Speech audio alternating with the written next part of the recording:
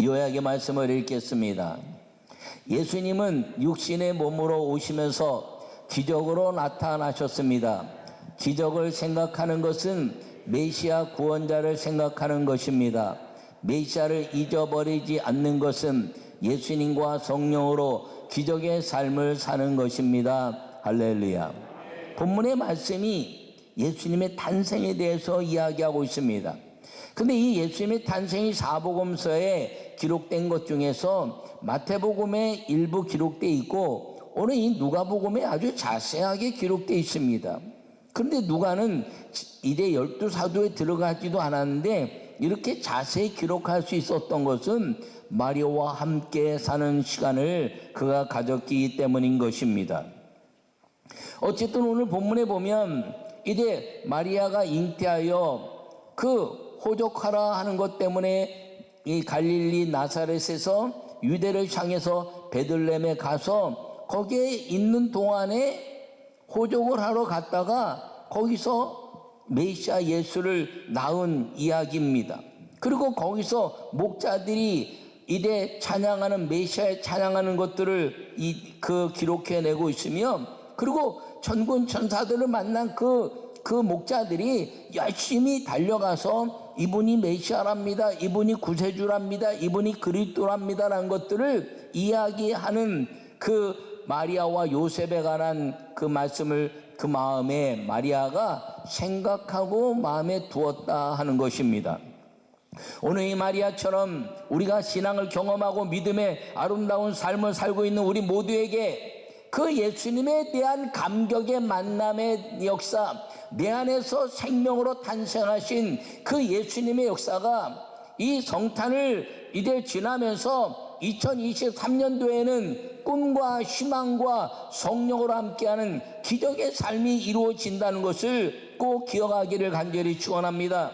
그 말을 마음에 두고 사는 사람, 예수님의 메시아이심을 마음에 두고 사는 사람, 그 생각하는 믿음을 가진 사람은 언제나 예수 그리스도의 이름으로 성령의 기적의 삶을 살게 된다는 것을 기억하고, 여러분 모두에게 이 믿음의 아름다운 메시아를 생각하는 믿음으로 여러분 2022년을 복되게 살아왔던 것처럼 2023년도에는 이제 모든 코로나19의 질병의 저주는 끝나고 예배가 온전히 회복되고, 그리고 믿음이 온전히 회복되고, 그리고 이제 좀 낙후된 것 같지만 다시 이 민족 가운데 성령과 함께하는 기적의 삶, 능력의 삶, 영혼 구원의 삶이 넘쳐나서 다시 세계 복음화를 향한 기초를 들고 믿음으로 살아가는 우리 모든 성도들이 되시기를 간절히 축원합니다. 첫 번째 말씀을 읽겠습니다. 약속대로 오신 메시아를 생각하는 믿음입니다. 할렐루야. 오늘 4절부터 7절의 말씀을 우리가 보면, 요셉도 다윗의 집 족속이므로 갈릴리 나사렛 동네에서 유대를 향하여 베들레헴이라 하는 다윗의 동네로 그 약혼한 마리아와 함께 호족하러 올라가니 마리아가 이미 잉태하였더라. 거기 있을 그때 해산할 날이 차서 첫 아들을 낳아 강보로 싸서 구유에 뉘었으니 이는 여관에 있을 것이 없음이로라. 할렐루야. 여러분, 마리아가 잉태하여 베들레헴에 올라갔다는 것입니다. 왜 베들레헴에 올라갔냐면 호족하라 했다는 것이죠. 이 호족하라고 하는 것은 하나님의 우주적인 역사인 것을 기억하기를 간절히 바랍니다. 미가서 5장 2절에 보면 메시아의 탄생은 베들레헴에서 난다는 것입니다. 이미 이사야 7장 14절에 말씀하시기를 처녀가 잉태의 아들을 낳을 것이니 임마누엘이라 이렇게 말씀하셔서 처녀가 잉태한 마리아가 예루살렘에서 낳거나 아니면 나사렛에서 나면 예수님이라 할지라도 메시아가 아닌 것입니다. 왜냐하면 약속은 베들레헴에서 나야 되는 것이기 때문입니다. 그래서 나사렛에서 이제 가브리엘 천사를 통해서 성령 잉태하고, 그리고 예루살렘에 와서 세례 요한과 함께 지내면서 그 예루살렘에서 예수님이 탄생할 수 있었는데, 그때 탄생을 예루살렘에서 했다면 예수님은 메시아가 아닌 것입니다.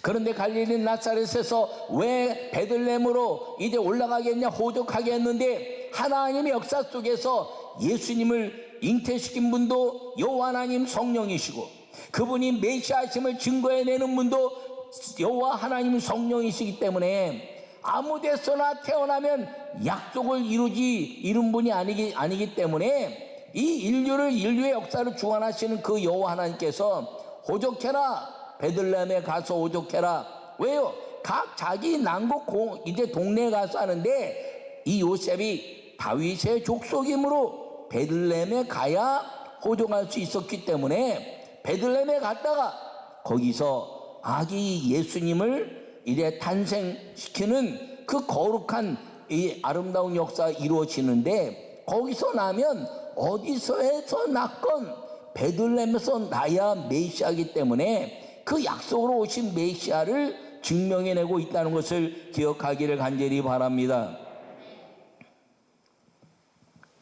여러분, 약속대로 오신 메시아를 생각하는 믿음, 이 믿음은 이 마리아와 요셉에게 주어진 믿음입니다. 어느 날 갑자기 둘이 정혼하여 결혼하였습니다. 그리고 결혼해서 이제 살림을 차려서 하려고 그러는데 친정에 갔다 오더니 배가 불러서 온 거예요. 얼마나 놀랬겠습니까? 마태복음에 보니까 요셉은 의로운 사람이라 저를 가만히 끊고자 했는데 성령이 그에게 꿈에 지시하셔서 그 마리아 데려오기를 두려워 말라 함으로 데려와서 성령이 잉태시켰다는 것을 믿고 거룩한 메시아 탄생을 위해서 그 부부가 아름다운 믿음의 그 모든 삶을 준비하고 있다가 이 베들레헴에서 탄생하는 메시아 예수님을 경험하게 된 것입니다. 이 요셉에게 있어서는 얼마나 마음이 아주 안타까웠겠습니까? 왜냐하면 자기 아내가, 사랑하는 아내가 그 메시아 예수님의 탄생을 뛰어넘어서 아이를 낳는데 방 하나 구하지 못해가지고 말입니다. 그 구유에서 이제 아이를 낳는데 누가 받았는지도 모르지만 탄생하는 그 구유의 탄생을 보면서 남편으로서 얼마나 자괴감을 느꼈을까 하는 생각도 들어가더라고요. 그러나 어쨌든 여러 가지 상황 속에서 베들레헴에서 예수님이 나셨기 때문에 약속대로 오신 메시아라는 것을 꼭 기억하기를 간절히 바랍니다. 조금 전에 얘기한 미가서나 이사야서는 750년 전 정도, 700년 정도에 기록된 약속의 이야기입니다. BC 700년, 750년 전에 기록된 그 약속이 그 후에 이루어졌는데 얼마나 놀랍겠습니까? 그 놀라움은 마리아와 요셉이 그 마음에 새기고 약속대로 오신 메시아구나. 나는 부족하지만 계집종이오니 말씀대로 이루어지기를 원합니다라고 고백한 그 고백에 의해서 성령이 잉태시켰는데 내가 남자를 알지 못했으나 점점점 배가 불러오는데 이것이 정말 아기일까? 이것이 정말 메시아일까? 이런 여러 가지 고민도 있었지만 베들레헴에 가서 태어난 아기를 바라보면서 완전한 사람이요 완전한 하나님의 메시아로 오신 그 아기 예수께 천군 천사들과 목자들이 고백하는 그 역사를 통해서 정말 메시아구나, 나에게만 지시하신 것이 아니라 여호와 하나님이 이 모든 사방에 이 모든 소식을 전하신 유일하시고 그리고 분명하신 약속대로 오신 메시아라고 생각하는 믿음이 이 마리아와 요셉을 당당하고 죽음을 불사해내는 믿음의 삶을 살게 됐다는 것을 기억하기를 간절히 축원합니다. 두 번째 말씀을 읽겠습니다. 천사들과 목자들이 전한 말을 생각하는 믿음입니다. 할렐루야. 오늘 16절부터 19절을 보면 빨리 가서 마리아와 요셉과 구유에 누인 아기를 찾아서 보고 천사가 자기들에게 이 아기에 대하여 말한 것을 전하니 듣는 자가 다 목자들이 그들에게 말한 것들을 놀랍게 여기되 마리아는 이 모든 말을 마음에 새기어 생각하니라. 할렐루야. 여러분, 오늘 이 마리아 이 말을 여러분 우리 마음과 똑같이 가질 수 있기를 간절히 바랍니다. 그게 뭐냐면 마리아는 이 모든 말을 마음에 새기어 생각했다라는 것이죠. 이 마리아란 말에 여러분의 이름을 넣어서 내가 이 모든 말을 마음에 새기어 생각하는 믿음의 성도들이 되어야 한다는 걸 꼭 기억하기를 바랍니다.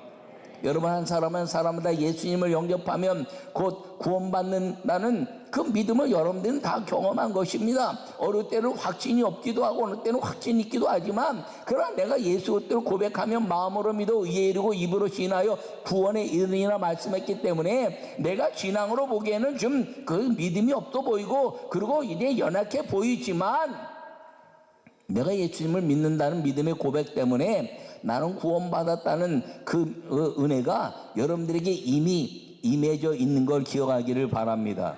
그걸 통해서 여러분들이 그 은혜를 생각하라는 것이죠. 여러분이 부족하고 완전하기 때문에 구원받는 것이고 부족하기 때문에 구원 못 받는 것이 아니라 인자가 광야에서 뱀이 들린 것처럼 들려하리니 그것을 바라보는 사람들마다 구원받을 것인데 하나님이 세상을 이처럼 사랑하사 독생자를 주셨으니 이는 저를 믿는 자마다 멸망치 않고 영생을 얻게 하려 하심이니라. 할렐루야. 그러므로 이제 로마서에 말씀하고 있는 것처럼 입으로 시인하기만 하면 구원받는데 그 시인이 내 삶이 거룩함이 완전히 거룩해지고 죄를 다 끊어내고 그리고 이제 추한 것들이 없어지고 내가 예수님처럼 거룩해져야 구원받는 게 아니라 그런 상황이지만 예수님을 믿는 믿음의 고백을 통해서 나는 비록 약하나 주님은 강하시오니 주님을 믿는 그 믿음의 고백을 통해서 하나님이 영광을 받으시고 구원하시는 걸 믿으시기 바랍니다. 여러분 이 말이 왜 중요하냐면 이 말 때문에 인간이 망했기 때문인 것입니다. 하나님이 에덴을 만드시고 선악을 알게 한 다음에 실과를 먹으면 정령 죽을 것이다 이렇게 말씀했습니다. 그런데 뭐라고 말했나요?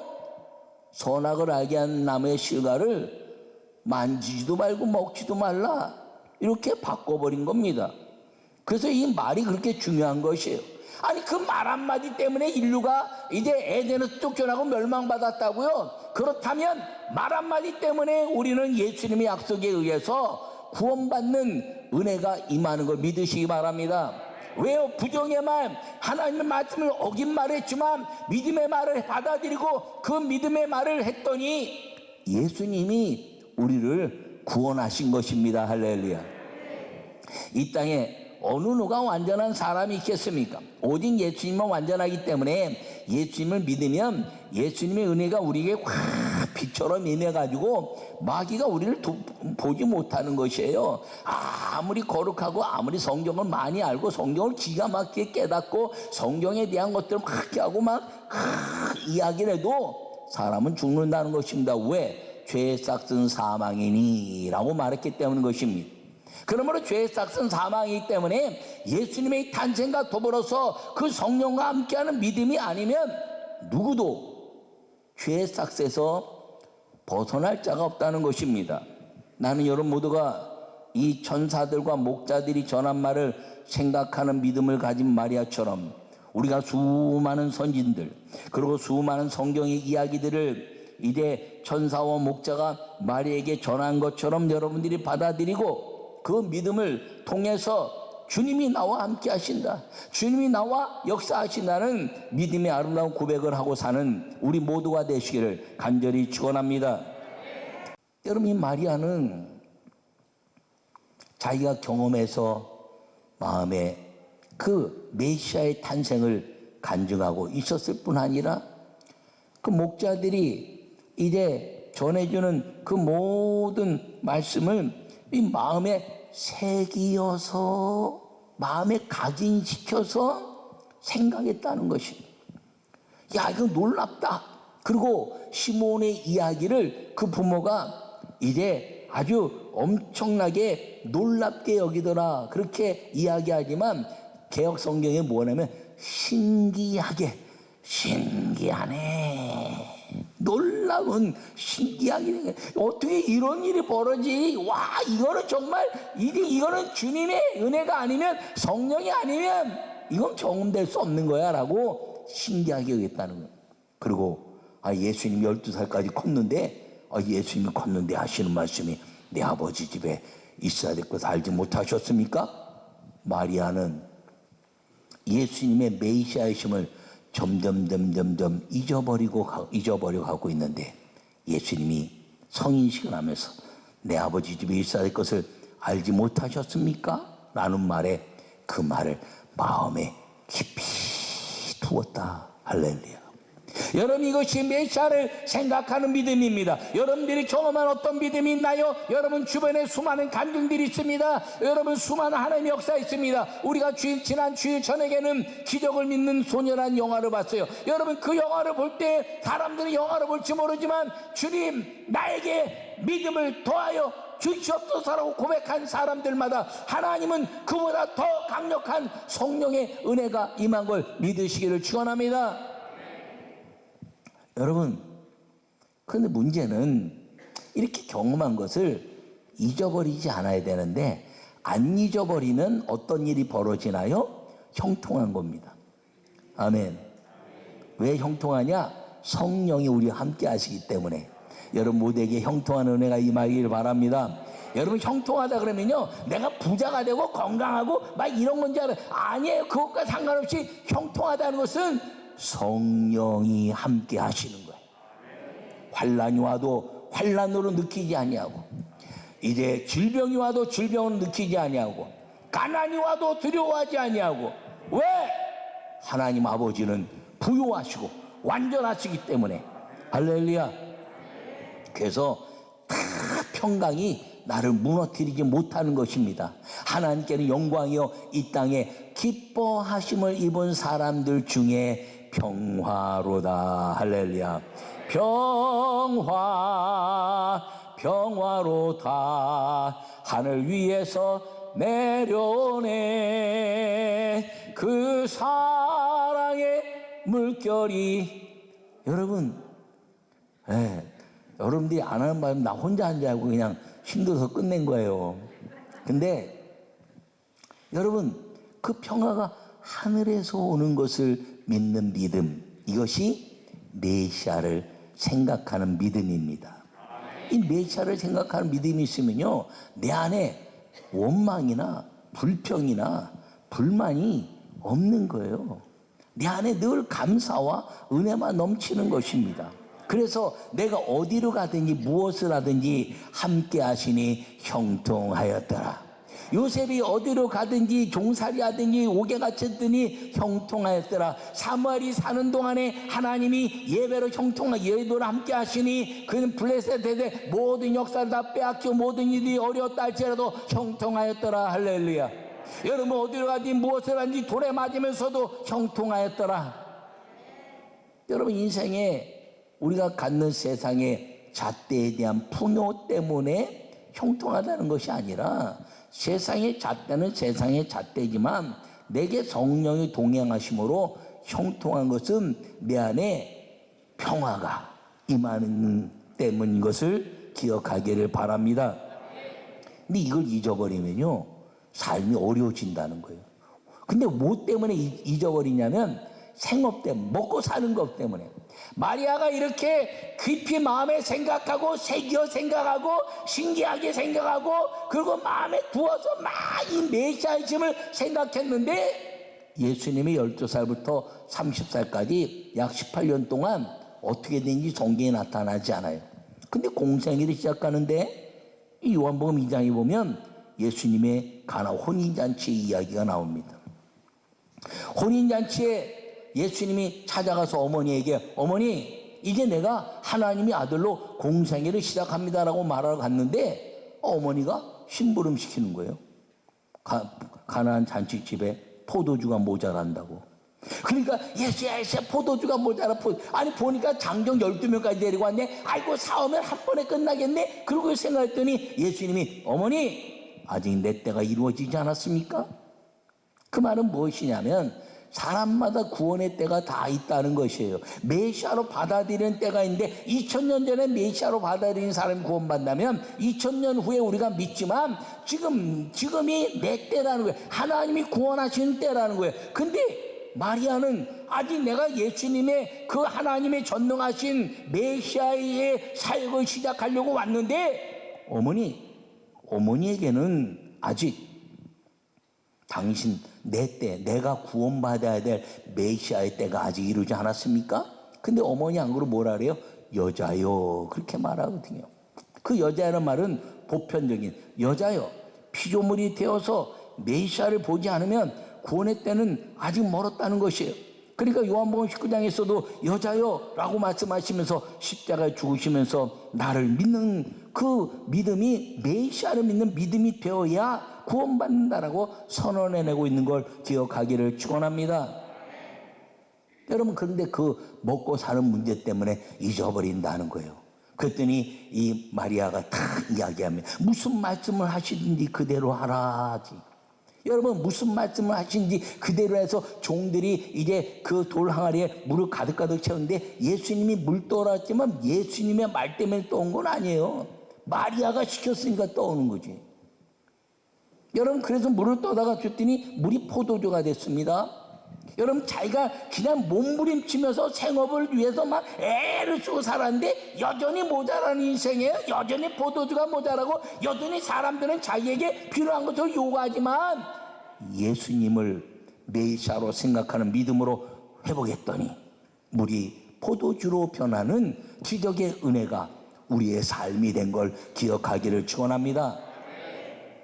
여러분, 우리가 메시아를 생각하는 믿음이 바로 그렇다는 것이에요. 예수님의 탄생을 왜 생각해야 되냐? 메시아를 생각하는 믿음을 가져야 되고 새해를 맞이하면서 무엇을 하냐? 또다시 예수님, 내가 새해를 맞이하면서 예수님이 메시아이심을 잊어버리지 않는 믿음으로 살겠습니다라고 고백하면 물이 변하여 포도주가 되는데 필요를 채우시는 하나님, 여러분, 필요를 채우시는 하나님이 기적이에요. 포도주가 필요한데 물이 포도주가 되는 건 기적인데 우린 자꾸 비본질적인 거에 자꾸 찾는 거예요. 포도주가 필요한가? 포도주를 찾으려고 애를 써.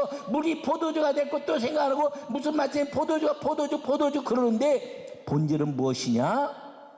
예수 그리스도와 함께하는 성령인 걸 기억하기를 바랍니다. 이 성령과 함께하면요 형통해지는 거예요. 평탄해지는 거예요. 내 인생에 주님이 순적하게 길을 여시는 걸 꼭 기억하기를 바랍니다.